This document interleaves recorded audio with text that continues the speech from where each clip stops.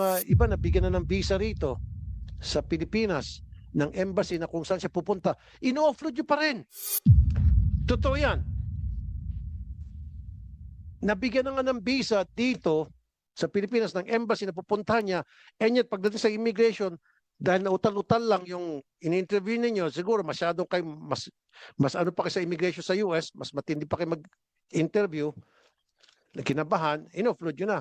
So pag meron ng visa coming from the country na pupuntahan ng ating kababayan, i-let go nyo na. Sana magan. Totoo yan. Dalawa ng tao pupunta sa akin. Nakalimutan ko na basta may visa siya. And yet, dinecline pa rin. Di ba kabubuhan niya ng taga-immigration? Na-screen na siya dun sa embassy. That person was properly screened. Napakita na siya lahat ng mga dokumento na siya ay capable na magbiyahe, maging tourist. Pagdating sa immigration natin, dininay. Pag meron na visa, sir, kunyari, whether US, kung ano man yan, Canada, huwag nyo na wala na kayong maraming cheche-boreche, okay, sir? Totoo yan, sir. Kasi, nakalusot na siya dun sa sa embassy. So, I don't want to hear anymore na yung nabigyan ng visa, kung ano man yung lugar, mga bansa na may mga visa, di ba? Nabigyan ng visa na i-offload nyo pa rin. If that happens, I'll raise hell. Promise. Mark my words, sir. Dapat pag nag-offload kayo, sinasabi nyo doon sa na-offload na passenger na marirefund nila yung ticket nila. But they are not informed. Lahat naman na nagtuturist, meron namang return ticket, so they have the capability of coming back because they have return fare. Wala naman pupunta ng one way lang kahit na traffic yan o hindi. Talaga meron silang ticket round trip. So lahat ng na-offload, round trip sila. May ticket silang round trip, kaya lang hindi sila pinapaniwalaan.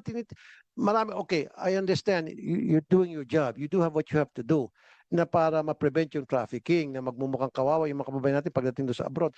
Pero marami din ang talagang mali ang pagka-offload sa kanila. Kahit na may, sabi mo, dapat may capabilities lang. Iba sa kanila magpapakita ng, like, Shari, may staff, Shari. Nagpakita siya ng credit card, magpakita siya ng round trip, still gusto siya i-offload. Kung hindi siya nagwala. Oh, sabi mo, capability na to return. Round trip ticket siya, plus meron siyang credit cards. Hindi pa ba enough yun? Your Honor, please. Pero mind you, I'll tell you, may sindikato sa Singapore na nagpapadala ng mga escort na pinapayagan nyo at meron siguro piling-piling lane lang doon, special lane. Totoo yan, marami mga escort sa Singapore na nakakalusot. Yun talaga ang tinatraffic. Mag-stay sa Singapore ng 1 month, and ibabalik. And ibalik ulit sa Singapore, balik ulit Philippines. By the dozens yan. Sa Singapore, marami. Ba't nakalusot?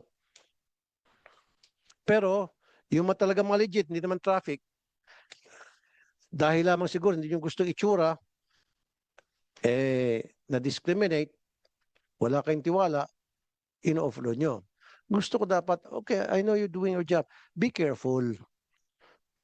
Na sana, yung mga kababayan natin na gusto talang magbiyahe, payagan natin. As long as, A, meron siyang round trip ticket. B, meron siyang kakayahan na kung walang, dapat may pera siyang dala. Show money sa wallet niya.